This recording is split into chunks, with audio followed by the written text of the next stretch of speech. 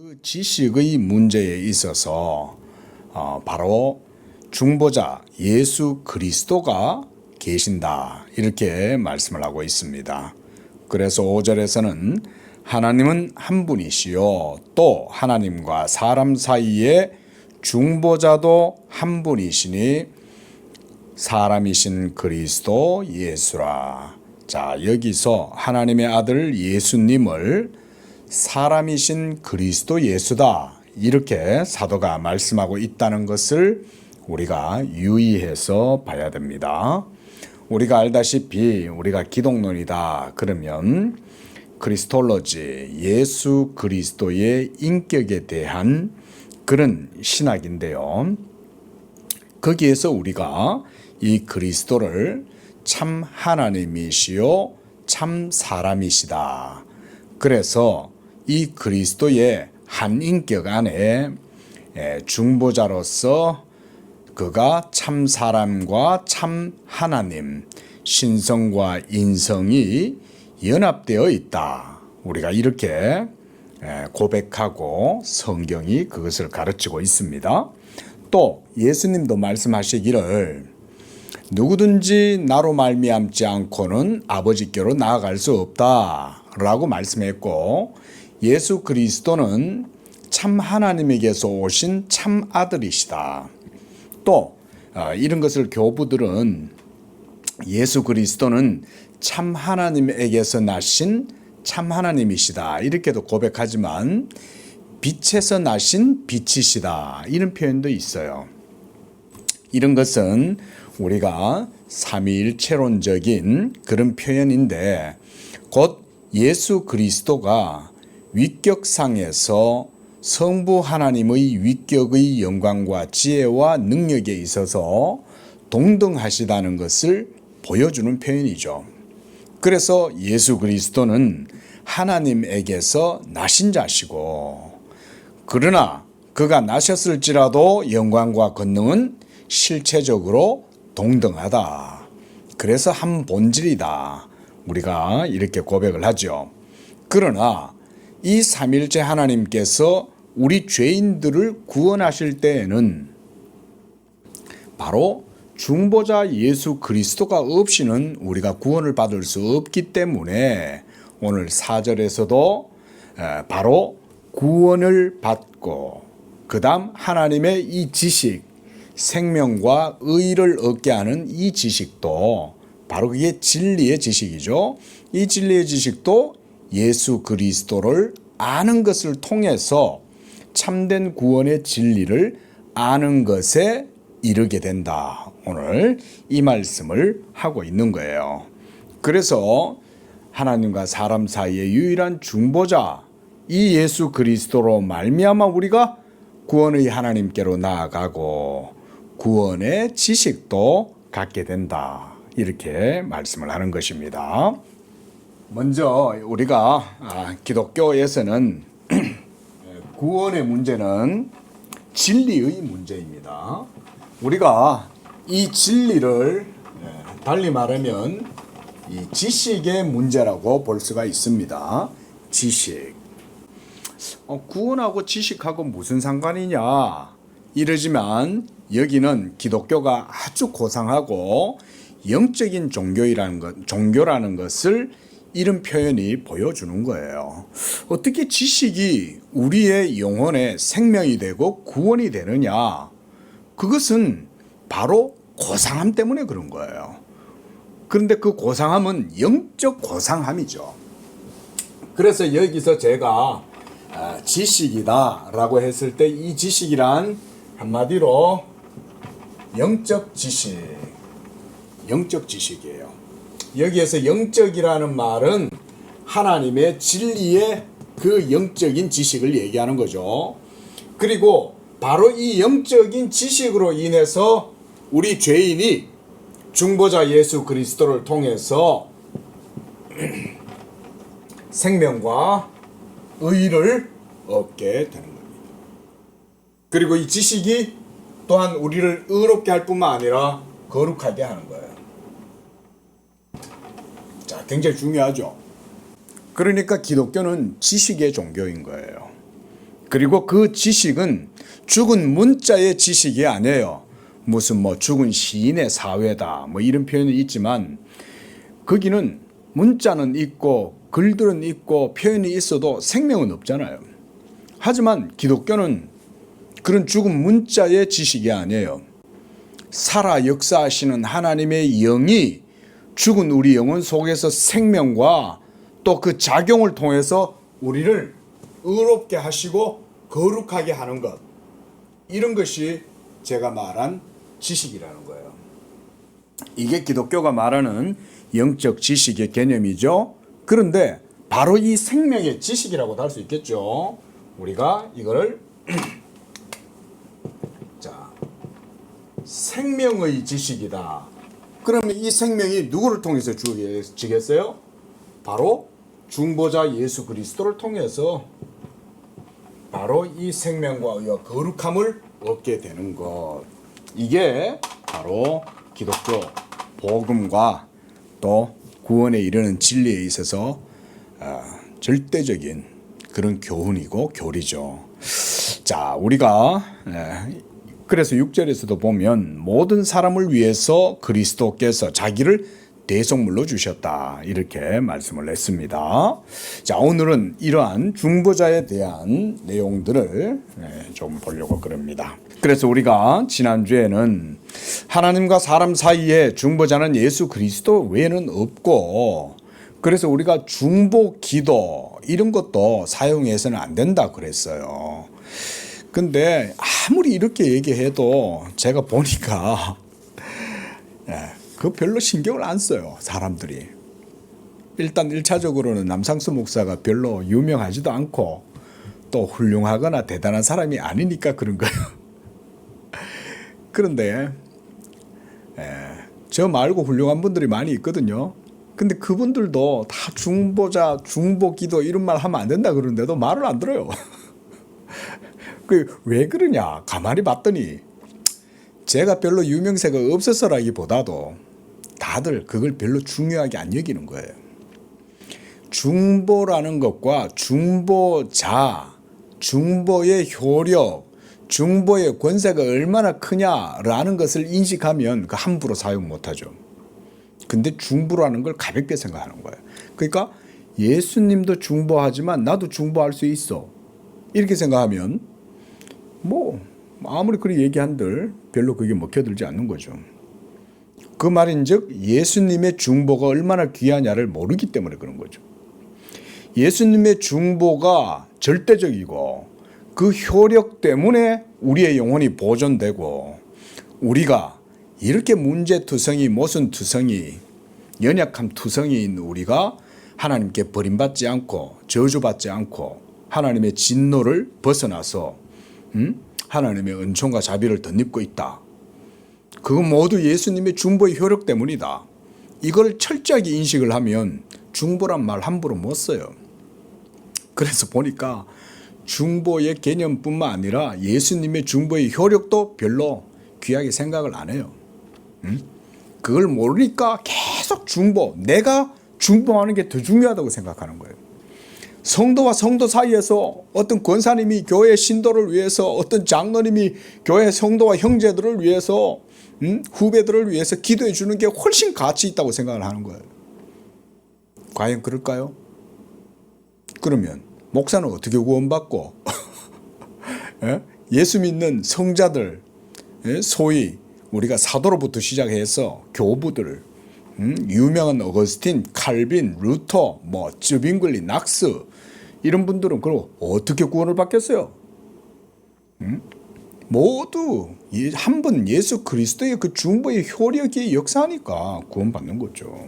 그 중보를 그래서 아무렇게나 쓰면 안 돼요. 그래서 도구한다, 이렇게 딱 공식적으로 저는 사용했으면 좋겠어요. 성도들 사이에도 집사님 제가 도구하겠습니다, 이런 거 되잖아요.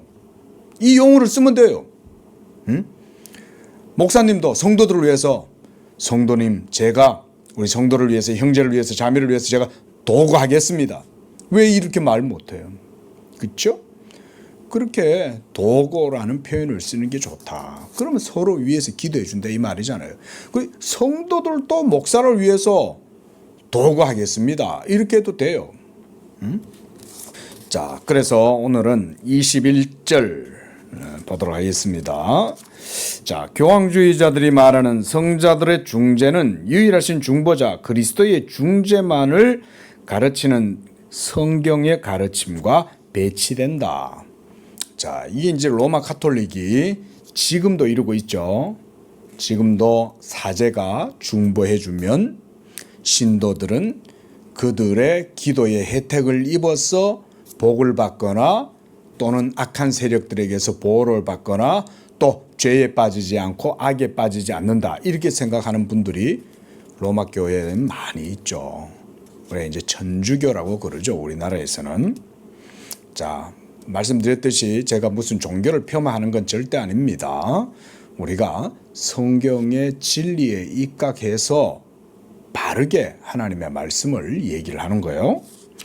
자, 육체로는 죽었으나 그리스도 안에 살아있는 성자들과 관련하여 만약 우리가 그들에게 어떤 기도를 돌린다고 하더라도 그들이 자기들에게 유일한 길이신 그리스도를 통하지 않고 하나님께 비는 다른 길을 가지고 있다거나 그들의 기도가 그리스도 외에 다른 이름으로 하나님께 받아들여진다고 꿈조차 꾸지 않도록 하자. 그런데 로마 교회와 중세 모든 로마 교회가 이걸 가르친 거 아닙니까? 성자 숭배 사상. 이게 기원이 오래됐어요. 그래서 성유물 사상도 성자 숭배 사상에서 끌려오죠. 제가 예전에 저 피렌체였던 것 같아요. 로마, 이탈리아를 이제 여행을 한번 할 때가 있어서 로마에 들렀는데 갔더니 암브로시우스 교회당이 있었어요. 암브로즈 그 교회당 안에 들어가니까 지하에 들어가니까요. 이제 교부들이죠. 그들을 성자라고 추앙을 하고 있는 거예요. 그리고 그들의 뼈, 시신이 아직도 그 지하에 있어요. 그러면 신도들이 어떻게 하는지 아세요? 이렇게 그 주변에 둘러서서 그 해골 바가지 앞에서 앉아가지고 기도하는 거예요. 그게 그냥 거기에 있는 게 아닙니다. 성유물 사상이라는 게 그런 거예요. 성자들의 유고를 또는 성자들이 사용했던 어떤 지팡이나 무슨 뭐 묵주나 뭐 이런 거 있으면 그런 것도 붙들고 기도해요. 이런 게 얼마나 신성모독이고 이게 미신이에요. 죽은 시신 갖다 놓고 그거다 기도해요. 그리스도는 살았는데. 그러니까 복음이 하나도 없는 거예요. 거기에.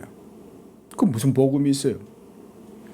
또한 우리 개신교 혹시 이 설교를 듣는 개신교 신도님이 있다면 혹여나 장례식장이라든가 또는 무덤 앞에서 가족들끼리 모여갖고 죽은 사람 앞에 뭐 이렇게 기도한다든지 그 절한다든지 이렇게 하면 안 돼요. 예수 믿으려면 제대로 똑바로 믿어야 돼요.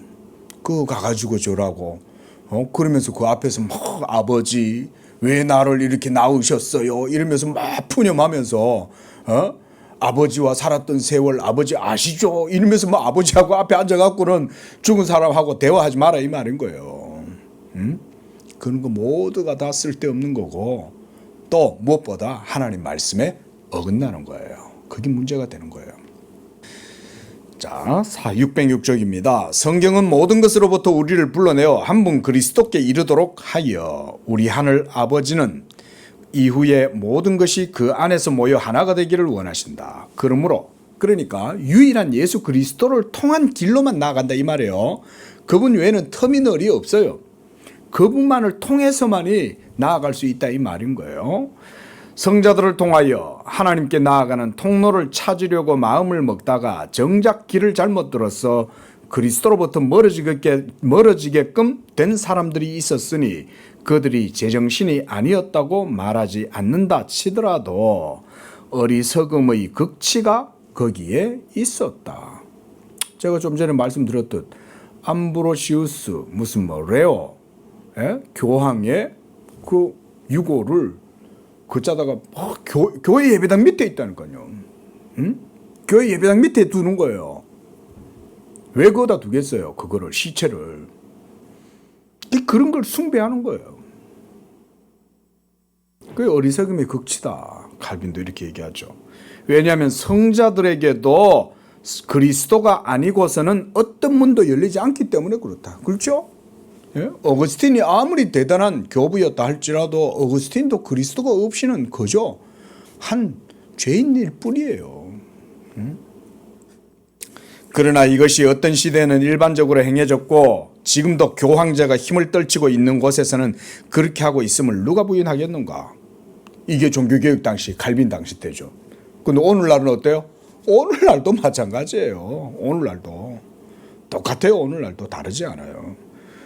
우리 로마 교회, 우리나라도 천주교회 같은 데 가보면 예배당 앞에 김대근 신부 상 딱 세워놓고요.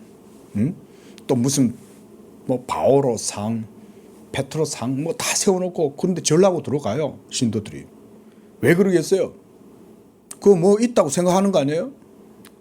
그들은 하나님의 자유를 얻기 위해 반복해서 성자들의 공로를 무모하게 뛰어드는 바 대부분 그리스도를 제외하고 그들의 이름으로 하나님께 요청한다. 이것은 우리가 위에서 그리스도께 속한다고 주장했던 유일한 중재의 직무를 그 성자 숭배 사상으로 그들에게 옮겨주는 거다. 그 말이잖아요. 그렇죠? 그리스도를 믿는 게 아니고 성자들을 믿는 거죠. 예수의 이름에 약속이 있고 보증이 있고 인침이 있다. 우리가 지난주에 그 얘기했죠. 그리스도의 이름이 하나님의 언약의 보증이에요. 그런데 엉뚱한 도장을 찍으면 되냐 이 말이에요. 엉뚱한 도장을. 어거스틴의 도장을 찍고 암브로스의 도장을 찍고 레오의 도장을 찍으면 하나님이 그들의 기도를 듣냐 이 말인 거죠. 하나님은 오직 그리스도 예수로만 응답하시잖아요. 예? 하나님의 모든 약속은 그리스도 예수 안에서 예가 되나니. 그래서 얼마든지 예가 된다는 말은 보증수표다 이 말인 거예요. 얼마든지 네가 뭘 원하든지 예수의 이름으로 하나님께 구하면 하나님이 얼마든지 그 보증으로 인치셨기 때문에 응답하신다 이 얘기 아니에요? 그런데 하나님 제가 어거스틴을 참 존경하는데 어거스틴 아시죠? 그 어거스틴 이름으로 제가 하나님께 지금 구합니다 이러면 하나님이 들으시냐고요? 안 들으신다. 자, 그 다음 문단입니다. 그들이 고안해낸 이런 식의 성자들의 중재에 대해서 누군가 천사든 마귀든 어떤 사람에게 한 소절이라도 말해준 적이 있냐? 성경에서 이런 거 얘기한 적이 있습니까? 하나도 없죠. 자, 넘어가겠습니다. 자, 그래서 그 제일 밑에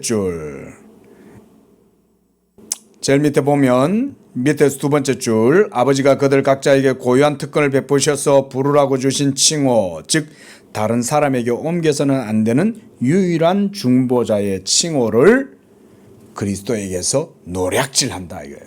훔쳐서 누구한테 돌리는 거예요? 다 교황한테 돌리고 사제들한테 돌리고 신부한테 돌리고 성자들한테 돌린다 이 말인 거예요. 예? 마더 테레사한테 돌린다 이거예요. 마더 테레사한테. 숭고한 삶을 살았다라고 할지라도 그들도 다 아담 안에서 다 죄인이죠. 그들이 숭고한 삶을 살았다고 그 행위로 천국 갈 수 있습니까? 없죠. 천국은 오직 예수 그리스도를 믿음으로만 가는 곳인데. 자, 그 다음 문단입니다. 607쪽 두 번째 문단. 그러나 그들은 동시에 자기들에게 아버지로 나타나신 하나님의 인자하심을 내던져 버린다. 왜냐하면 그리스도를 자기들의 형제로 인식하지 않고서는 하나님이 자기들에게 아버지일 수가 없기 때문이다.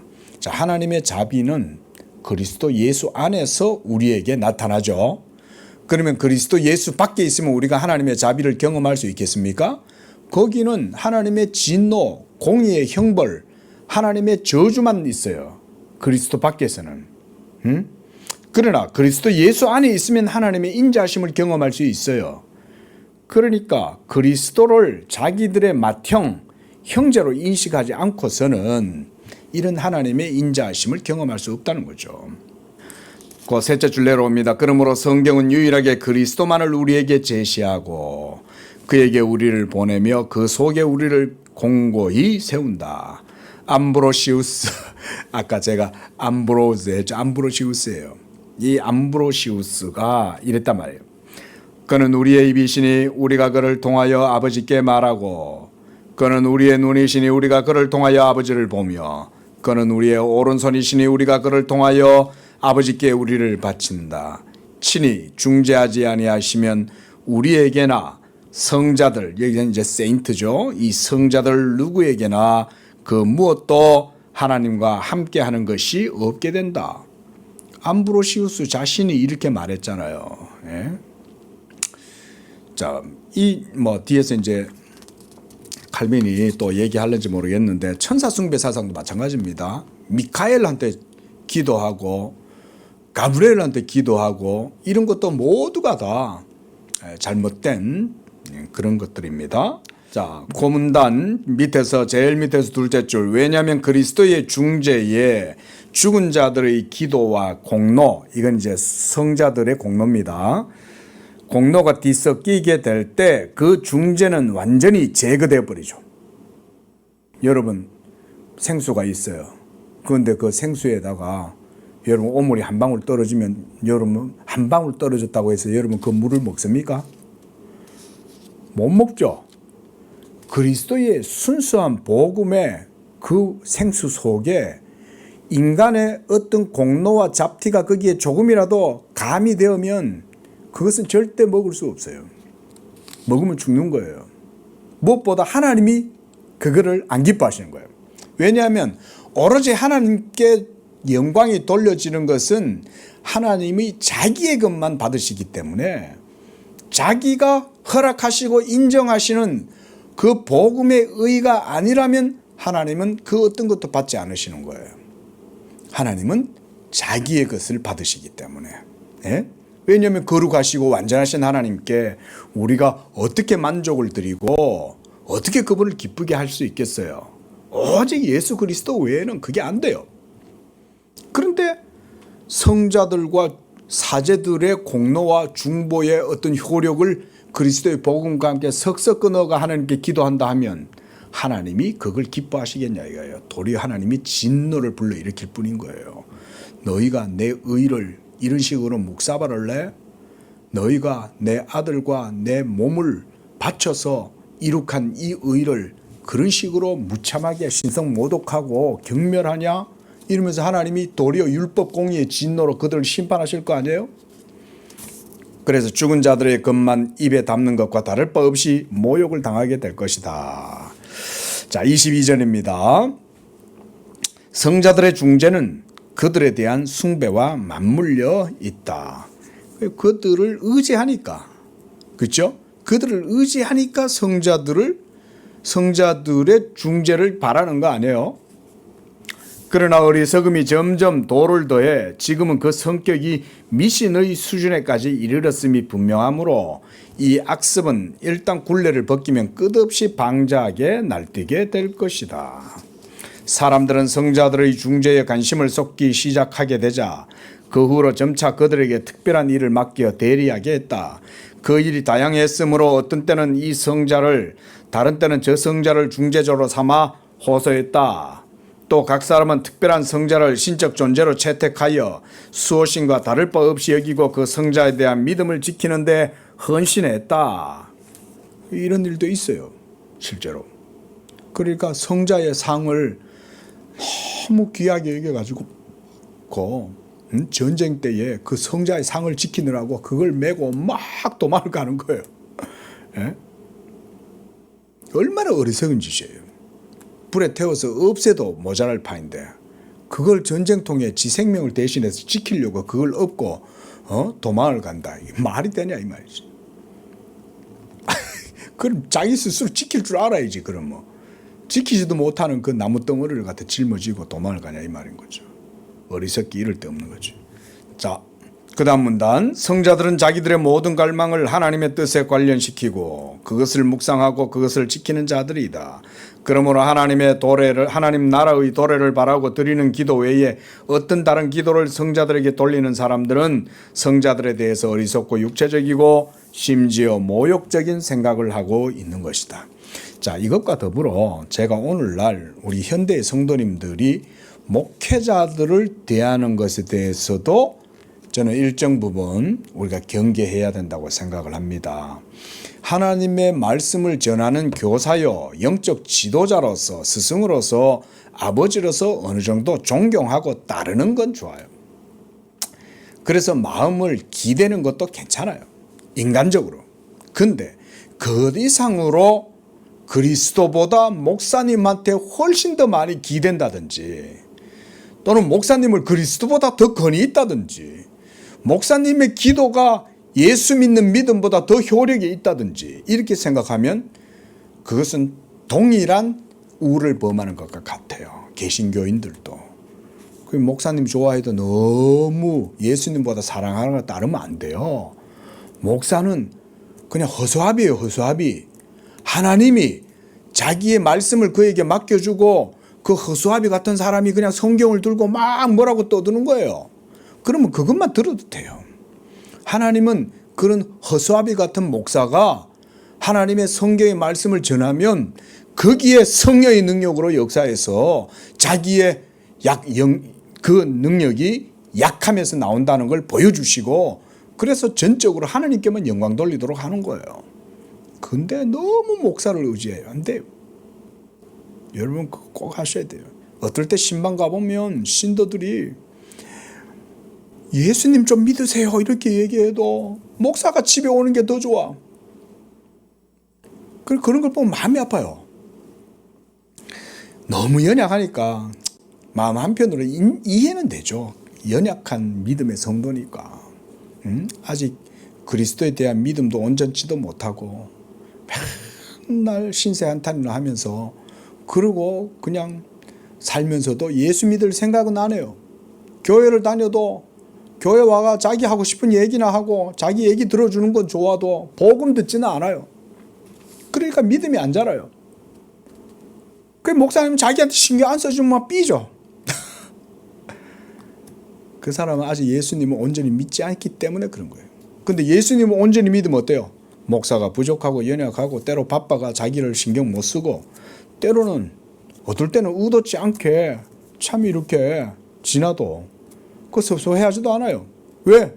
예수님이 계신데? 예수님이 나의 구주고 예수님이 나의 중보자고 예수의 영이 나와 함께 있는데, 내가 도리어 저 목사님을 위해서 바쁘시니까 기도해 줘야 되겠다. 저 목사님 너무 바빠가 나 같은 사람도 신경도 못 쓰는구나. 우리 목사님 건강 없이 어떻게 잘못되지 않을까? 위해서 기도해 주고 그러는 거지. 응? 이런 신도들이 적지가 않아요. 목회 현장에 있어 보면. 자, 부탁하건대 개신교인들도 그래서 너무 목사를 의지하면 안 돼요. 근데 또 제가 이렇게 얘기를 하니까 또 생각이 나서 말씀을 드립니다. 목사를 또 너무 무시해. 이것도 문제예요. 이것도 병이에요. 왜 목사를 무시하냐? 예수님을 사랑하면 목사도 무시 못합니다. 왜냐하면 예수님은 그 목사를 통해서 자기의 말씀을 전하기 때문에. 그러니까 예수님을 제대로 믿으면 목사가 가치 중립적인 존재로 딱 서 있을 수 있어요. 예수 믿음이 없으니 목사를 무시하고 예수 믿음이 없으니 목사를 우상화시키는 거예요. 꼭 기억하십시오, 개신교인들. 자, 마지막으로 609쪽입니다. 성자들을 자기들의 구원을 돕는 자들이 아니라 그 구원을 결정하는 자들로 부르는 끔찍한 신성 모독을 아주 많은 사람들이 아직도 금하고 있지 않다는 사실에 주목해야 한다. 말씀드렸듯 중세시대뿐 아니라 오늘날도 마찬가지예요. 오늘날도. 그래서 로마 교회 다니는 분들한테 Do you believe in Jesus? 예수 믿으세요? 이렇게 얘기하면 다 믿는다고 말해요. 다 믿는다고. 근데 어떻게 믿느냐가 중요하지. 저는 부족하고 믿음이 없는데 우리 신부님이 저를 위해서 기도해 주고 있어요. 이렇게 생각하는 거죠. 자, 쭉 넘어가세요. 자, 그 예입니다. 쭉 내려가서 자, 제일 밑에서 7번째 줄 보세요. 고대의 카르타고 회의 397년에서는 제단을 바라보면서 성자들에게 기도를 올리는 것이 금지되었다. 그 당시 거룩한 사람들은 그 사악한 습관의 충동을 전부 다 억제할 수 없었기 때문에 최소한 절제심이라도 부과하고자 공적인 기도에서 거룩한 베드로여 우리를 위하여 기도하소서 이렇게 이제 그때 당시에도 그래 했다는 거예요. 이게 벌써 그러니까 옛날에는 참 신학도 아직 온전치 못하고 그리스도 교회가 아직은 어린아이와 같은 상태였잖아요. 이 397년이면 이제 지하교회에서 나와서 콘스탄티누스 대제가 기독교를 국교로 공인한 그때로부터 뭐 아직 한 세기도 안 지났잖아요. 그러니까 얼마나 믿음이 부족하고 열악하겠어요. 교리도 확립도 제대로 안 돼 있고. 그러니까 거룩한 베드로여 이러면서 사도들을 바라보면서 사도 이름을 부르면서 중재를 요청했다 이 말이에요. 하나님과 그리스도께 고요한 것을 서슴지 않고 죽은 자들에게 옮겨 놓았으니 이런 마귀적인 오만 불선함이 얼마나 널리 퍼져 갔겠는가. 그러니까 이때로부터 해가지고 중세 천년의 암흑기 동안 계속해서 이런 이제 교황이 그리스도의 자리에 점차 앉게 되고 또 그 자리에 사제들이 중보하고 사제 중보주의가 이렇게 해서 점차 로마 교회 중세의 교회를 타락시키기 시작한 거예요. 자, 여기까지 좀 보겠습니다. 기도하겠습니다.